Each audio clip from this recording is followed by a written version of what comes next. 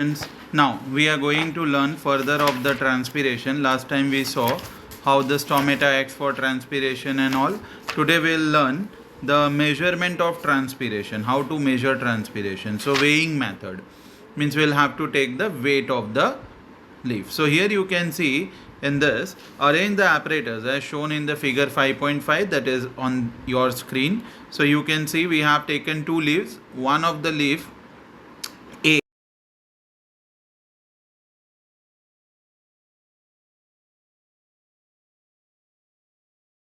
whereas leaving the leaf A as such, जैसा वो था वैसा ही छोड़ दिया है. So what do you think, किस में rate of transpiration ज़्यादा होगा, A में या B में? So of course A में rate of transpiration ज़्यादा होगा, तो उसका weight जो है वो धीरे धीरे कम हो जाएगा, और B में weight ज़्यादा रहेगा. So we can find it out with the help of the weigh spring balance that we have hang the test tube and the leaf along with. So B में हमने वैसलीन लगाया था, इसलिए उसमें rate of transpiration कम हो जाएगा. Similarly जैसे हम ठंडियों में अपने स्किन पे वैसलीन लगाते हैं ताकि हमारे स्किन से मॉइस्चर उड़ ना जाए. Now next, this was one of the method, but then we have an improved method. Improved method में हम देखेंगे कि what do, we make an arrangement as such you see in the bottle. So this is the bottle we take, and then उसके अंदर में हम यहाँ पे वॉल्यूम मेजर करने के लिए ये लगा देते हैं, कैलिब्रेटेड ट्यूब है, and then we have a plant in it. So improve weighing method can be adapted by using a glass bottle with a graduated side tube filled with water. The operator is weight before an experiment. तो experiment जब हम ये setup बनाएंगे, इसको हम यहाँ से ले जाएंगे इस वे के ऊपर और इसका वज़न निकाल लेंगे, and then we start the experiment. और हम इसको ले जाते हैं और हम इसको रख देते हैं सेटअप को, ठीक है, for transpiration. Once the transpiration is done we measure, और हम देखते हैं कि जैसे 1 cc ऑफ वाटर यहाँ पर कम होगा इसमें, तो हम देखेंगे उसका वज़न भी 1 ग्राम से कम होने लगता है. सो this is a better method, क्योंकि इसके अंदर हमें दोनों चीज़ मिल रहा है, मेजर भी मिल रहा है in terms of volume that is 1 centimetre cube, और वज़न ग्राम में भी मिल रहा है. सो दैट इज़ श्योर कि वाटर लॉस जो हो रहा है, बिकॉज वाटर हम जानते हैं 1 cc of water is equals to 1 gram of water.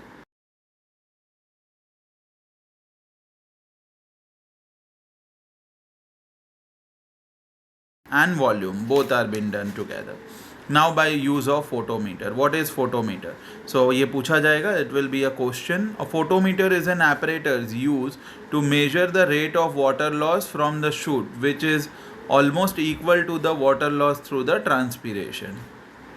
So पहला वाला जो आपका टॉपिक है वो है Gannon's photometer. A twig of a plant is inserted inside the side of the Gannon photometer. The entire apparatus is filled with water to avoid space. The air bubbles are introduced into the capillary, that I will show you once this we read that, and then the capillary is bent and the suction is made so that we can have introduce a air bubble inside.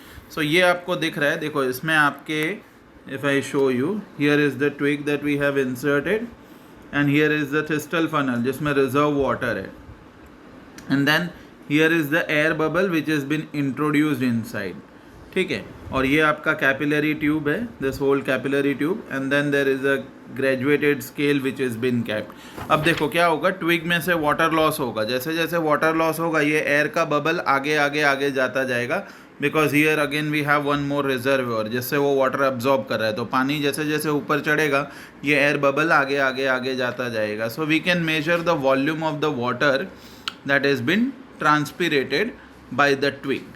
अब अगर ये thistle funnel या reservoir water क्यों लगाया है, जब हमको bubble को वापस भेजना है, रिकैलिब्रेट करना है, एक्सपेरिमेंट फिर से रीस्टार्ट करने के लिए, so that can be easily done. So this is Gannon's photometer which is used for checking the rate of transpiration in terms of volume of the water that has been transpirated.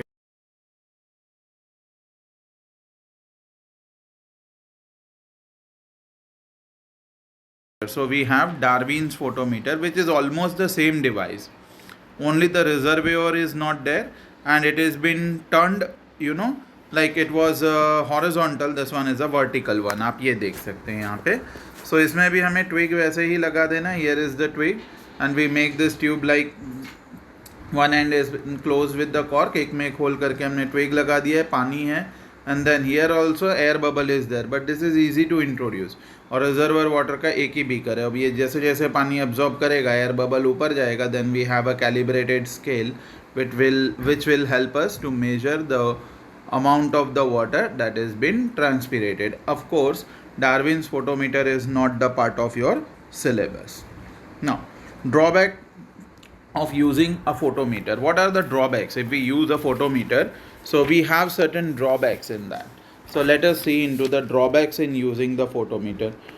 Watertight conditions should always be maintained in the photometer. So if it is not, then we'll get the wrong reading. Now, introducing the air bubble in the capillary is a task. It's not that easy. Then, change in the surrounding temperature can cause the position of the air bubble, change. Now, if the experiment takes long time and the twig may remain or may not remain alive till that time. So, these are the drawbacks of using a photometer. Now, we have already learned about the difference between evaporation and transpiration. Evaporation is a surface phenomenon. वो पानी के surface में से पानी evaporate होता है, whereas transpiration is the loss of water from the aerial parts of the plant, right? Evaporation is a physical process and transpiration is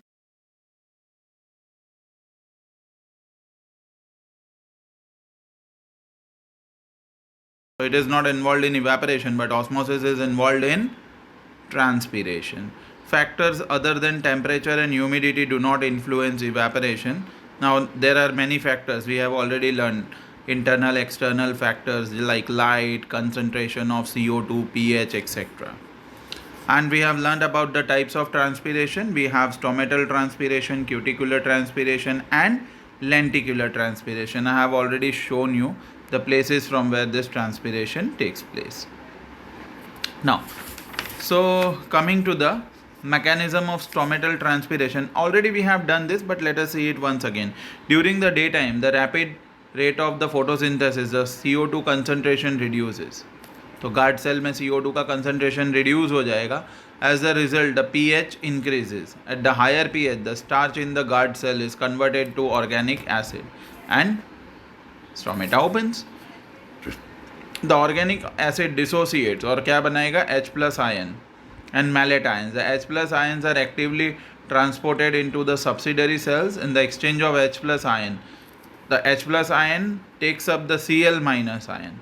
Increase in the concentration of H plus ion and the malate ions. Malate is a sugar, nothing else. So sugar में से जब hydrogen अलग होगा तो एक malate ion और एक sugar ion बन जाएगा. इससे osmotic pressure increase हो जाएगा और हम जानते हैं water enters the adjoining cells by end osmosis. In the guard cells, the trigger pressure increases and the stomata opens. So ये हो गया आपका process. Now comparison between the transpiration and two side of dorsiventral leaf of a dicot plant. So dorsiventral मतलब ये दोनों surface एक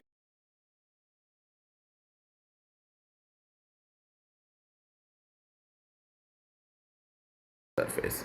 तो यहाँ पे भी हमने कोबाल्ट क्लोराइड पेपर लगाया है, बट ये कोबाल्ट क्लोराइड पेपर में एक दो स्पॉट्स दिखेंगे आपको, because here very less transpiration because number of stomata are less, but on the lower surface, the ventral surface of the leaf, the cobalt chloride paper will turn from blue to pink because a lot of number of stomata are present over there.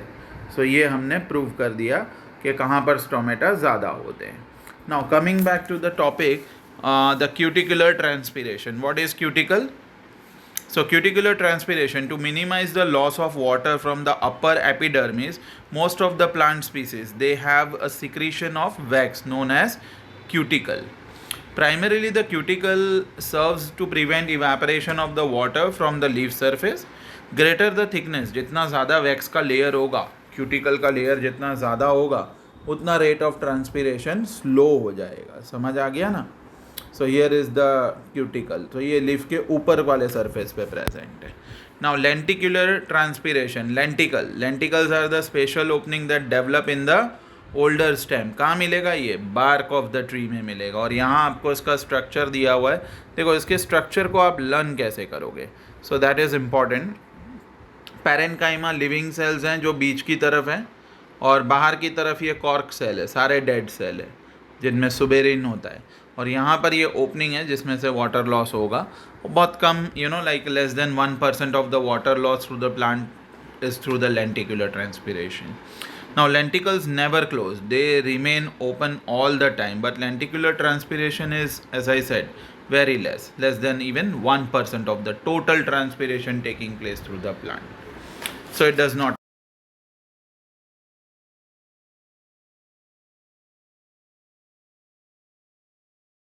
में तो आप mention करेंगे. Stomata बंद हो जाता है, ठीक है ना, मगर lenticels all the time open. We have already done about the factors that affect. Now today we are going to do this topic, adaptation to reduce excessive transpiration. कैसे एक्सेसिव ट्रांसपीरेशन को हम कम कर सकते हैं. लीव्स विथ थिक क्यूटिकल, अभी मैंने बताया बहुत सारा वैक्स का लेयर होगा लीव्स के ऊपर, सो रेट ऑफ ट्रांसपीरेशन अपने आप ही कम हो जाएगा. Okay, let me put this off. So rate of transpiration कम हो जाएगा because of the cuticle, the waxy layer on the leaf surface. Then reduce number of stomata. कुछ plants तो क्या करते हैं, अपने stomata का नंबर ही कम कर देते हैं ताकि डायरेक्ट सनलाइट को भी अगर वो फेस करें तो उनमें ट्रांसपीरेशन कम हो जाए. सनकन stomata, here is the picture, I let you know. जैसे आपने काकड़ी या फिर खीरा या ऐसे जो होते हैं क्या बोलते हैं, then nerium, they have given the example of nerium, all the cucurbits. So उनके अंदर में स्टेम और लीव्स के ऊपर देखोगे तो वाइट वाइट हेयर होते हैं, बाल लाइक स्ट्रक्चर होते हैं. अब कैसा होता है, देखो ये लीफ का लोअर सरफेस है, इस लोअर सरफेस पे यहाँ पे बहुत सारे हेयर्स है और इधर स्टोमेटा प्रेजेंट है. अब स्टोमेटा अंदर है, एकदम संक इन हो गया, मतलब अंदर डूब गया है, और ऊपर हेयर है ताकि यहाँ से ज़्यादा पानी लॉस ना हो, अंदर ह्यूमिडिटी बनी रहे, मॉइस्चर ज़्यादा रहेगा. तो वो स्टोमेटा जो है वो क्या करेगा, देखो मैं बताऊँ, ये रहा इसका स्टोमेटा, यहाँ पर ये गार्ड सेल्स है स्टोमेटा. तो अब ये स्टोमेटा जो है वो ज़्यादा पानी इवापोरेट नहीं कर पाएगा क्योंकि it is been sunken in and moreover hairs are there. तो ये हेयर्स क्या करते हैं, अंदर ह्यूमिडिटी बनाए रखते हैं. Because evaporation is increase by the air movement, the stomata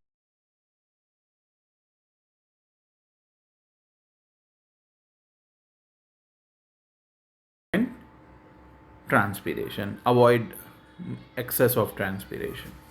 Now presence of epidermal hair like in cucurbits. cucurbits वही जो मैंने बताया, काकड़ी, खीरा, दूधी, ये सब cucurbits है जो बेल पे उगते हैं. इनकी बेल आप देखोगे तो उस पर वाइट वाइट हेयर्स होते हैं ऑन द cucurbits. सो ये जो लीफ सरफेस में भी covered with thick coating of epidermal hair, तो ये ट्रांसपीरेशन कम कर देगा. I will show you the picture. Then we have spongy parenchyma.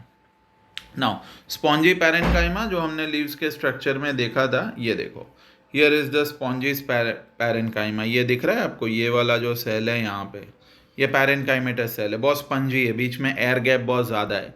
अब एयर गैप ज़्यादा होगा तो ट्रांसपीरेशन ज़्यादा होगा, तो हम क्या करेंगे, एयर गैप्स को कम कर देंगे, तो ट्रांसपीरेशन अपने आप कम हो जाएगा. Spongy parenchyma is replaced by palisade parenchyma. Palisade मतलब क्लोरोफिल कंटेनिंग पैरेन्काइमा होते हैं और जिनमें एयर स्पेसेस कम होते हैं. सो फोटोसिंथेसिस ज़्यादा होगा और एयर स्पेस कम होने से ट्रांसपीरेशन कम होगा. Opening of stomata only at night, ये खास है. Succulent, succulent plants of the family Crassulaceae reduce water loss by opening their stomata only during the night. जैसे कैक्टस हो गया, ठीक है, जहाँ पे वातावरण बहुत ठंडा और ह्यूमिड होता है तो ज़्यादा वाटर लॉस नहीं होगा. Carbon dioxide obtain at the night, वो प्लांट के अंदर स्टोर हो जाता है और दिन में इस कार्बन डाइऑक्साइड का वो इस्तेमाल करता है फोटोसिंथेसिस करने के लिए. तो इधर एग्जांपल दिया हुआ है आपको कैक्टस का, which are well adapted. Then leaves are modified into spines. Even in the cactus you can see कि लीव्स जो हैं उसके वो मॉडिफाई होकर क्या बन गए, स्पाइन्स बन गए, कांटे बन गए. सो इन कांटों की वजह से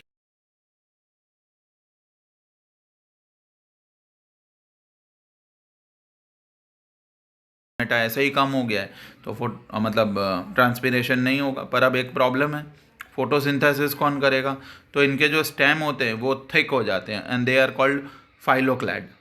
ठीक है, तो वो थिक होकर फोटोसिंथेसिस परफॉर्म करते हैं. ठीक है, तो फाइलोक्लैड भी कहते हैं you need to check this. Phylloclad stem. Google it out and you will get it. So they perform photosynthesis. Now advantages of transpiration. Transpiration से प्लांट को हमेशा लॉस है ऐसा नहीं है, उसको फ़ायदा भी है. देखो कूलिंग इफेक्ट मैंने पहले ही बताया था, प्लांट को कूलिंग इफेक्ट मिलता है सनलाइट के हार्मफुल एक्सपोजर से, वरना पूरा प्लांट सूख जाने वाला था. Distribution of water. Water cycle में बहुत इंपॉर्टेंट रोल प्ले करता है प्लांट. ठीक है, और प्लांट के अंदर भी वाटर की वजह से जो चीज़ें हैं वो अच्छे से डिस्ट्रीब्यूट हो जाती है throughout the plant. Translocation. Food को ट्रांसलोकेट करना है तो it help in the translocation of water and minerals through xylem after entering into the root है. ओके, मिनरल्स को ट्रांसलोकेट कर रहे हैं. Suction force. ऑफकोर्स ट्रांसपीरेशन के लिए जो सक्शन पुल चाहिए, सक्शन फोर्स चाहिए, उसको क्रिएट करता है. ऑस्मोटिक प्रेशर अंदर प्रॉपर बनाए रखता है, तो helps in osmosis. Now disadvantage क्या है, ज़्यादा अगर हो जाए तो विल्टिंग. विल्टिंग मतलब वो पत्ते झुक जाते हैं, सूख जाते हैं, मैंने बताया था ना. विल्टिंग ऑफ द प्लांट्स हो जाता है. If I have got one I will show you. So wilting of the plants take place, and then की वजह से उसके लीफ के अंदर के जो सेल होते हैं वो फ्लैसिड हो जाते हैं और लीफ ड्रूप डाउन हो जाता है. और अगर बहुत दिनों तक हम उसे पानी नहीं डालें तो परमानेंट विल्टिंग हो जाएगा, फिर वो कभी ज़िंदा ही नहीं होएगा, मर जाएगा. आई will show you. I have few plants in my pots that I will show you जिनका परमानेंट विल्टिंग हो चुका है. Stunt growth. ग्रोथ पूरा नहीं होगा, रुक जाएगा, छोटा हो जाएगा हाइट. एब्सिस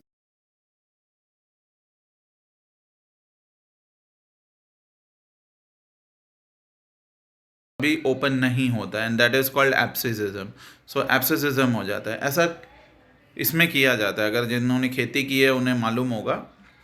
शुगर केन में और मेज़ में, मकई, जब वो उग जाते हैं पूरी तरह से तो उसके ऊपर एब्सिसिक एसिड का स्प्रे कर देते हैं. तो एब्सिसिक एसिड का स्प्रे कर देने से अंदर के स्टोमेटा बंद हो जाते हैं, तो वो पानी का ट्रांसपीरेशन बंद कर देता है और अंदर का पानी अंदर ही स्टोर रहता है, जिससे वो अच्छे से पूरी तरह से मेच्योर हो सकता है. Right. So abscission is permanent closing of the stomata. Energy expenditure. हाँ, पानी एब्जॉर्ब करने के लिए प्लांट्स को एनर्जी स्पेंड करना पड़ता है. We saw in the form of ATP. Now, effect of transpiration on the climate. I think this is an advantage. ठीक है, वो नहीं है.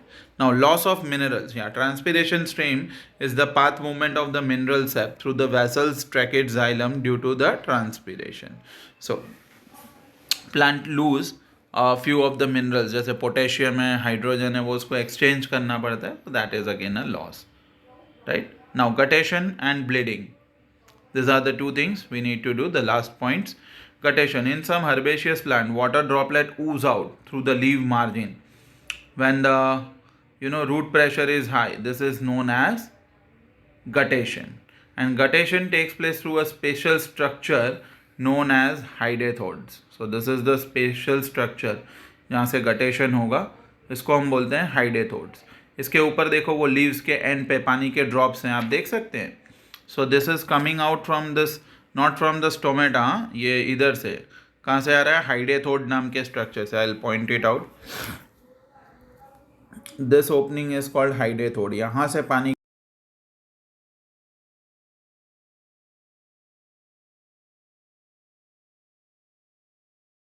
यहाँ से गिर रहे हैं. ब्लीडिंग क्या होता है? ब्लीडिंग होता है जैसे आपने कभी धतूरा का प्लांट हो गया या बनियान ट्री हो गया, उसमें अगर आप कभी कट लगा दो तो अंदर से दूध जैसा वाइट या फिर कभी कभी वाटर जैसा लिक्विड अंदर से बाहर गिरने लगता है जब हम कट करें तो. And this is called bleeding. So bleeding is the exudation of the shape from the injured part of the plant, जहाँ उसे चोट लग गया है. When an incision मतलब cut is made in the stem of the plant growing in a well watered soil, xylem sap starts oozing out due to the root pressure. Now oozing of the watery sap is very common in mulberry, while oozing of the milky latex is seen in calotropis and euphorbia. Calotropis and euphorbia भी एक plant के type होते हैं. चलो अभी मैं आपको दिखाता हूँ यहाँ से. वेट, हम बात कर रहे थे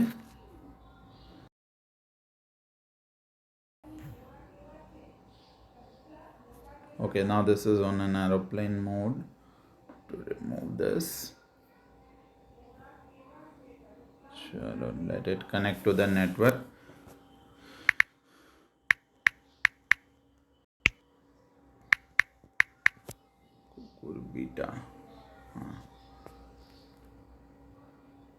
ये देखो, ये सारी चीज़ों को हम कुकुरबिटास कहते हैं। ठीक है, कुकुरबिटा का लीफ दिखाता हूँ मैं तुमको, उस पर कैसे हेयर्स होते हैं।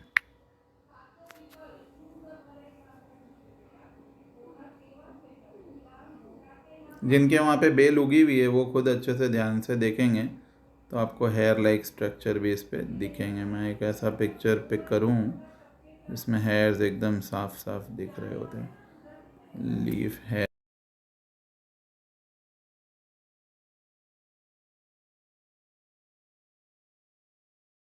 ये वाले पिक्चर में काफ़ी अच्छे से हेयर्स दिख रहे हैं आपको, राइट। सो ये इनके लीव्स के ऊपर ऐसे हेयर होते हैं, ये देखो, दिस इज इट। सो ये कुकुरबिट्स में होता है। So hair on the surface of the leaf.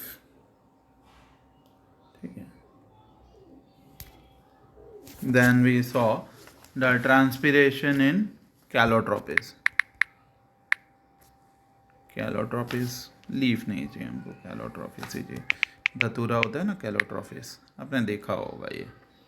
ये शिव जी के मंदिर में वो भगवान को चढ़ाया जाता है। ठीक है, तो इसको अगर आप कट कर दोगे कहीं से तो वाइट मिल्की दूध जैसा निकलेगा, right. So that is Calotropis. फिर है आपका यूफोरबिया, यूफोरबिया हिरता, ये भी इसके जैसा ही होता है, फोरबिया। दिस इज़ नॉट यूफोरबिया, ये रहा यूफोरबिया। इसको अगर आप कट करोगे तो दूध जैसा निकलने लगेगा। ये ऑर्नामेंटल प्लांट में इस्तेमाल होता है, right. So this is all. Now go through the chapter. Transpiration और गटेशन के बीच में कर लेना, गटेशन और ब्लीडिंग के बीच में डिफरेंस कर लेना, and then the whole of the chapter exercise. Do that wherever you come across difficulty, will conduct a class and we'll sort out your problems. Okay, that's all. Bye bye, take care, thank you.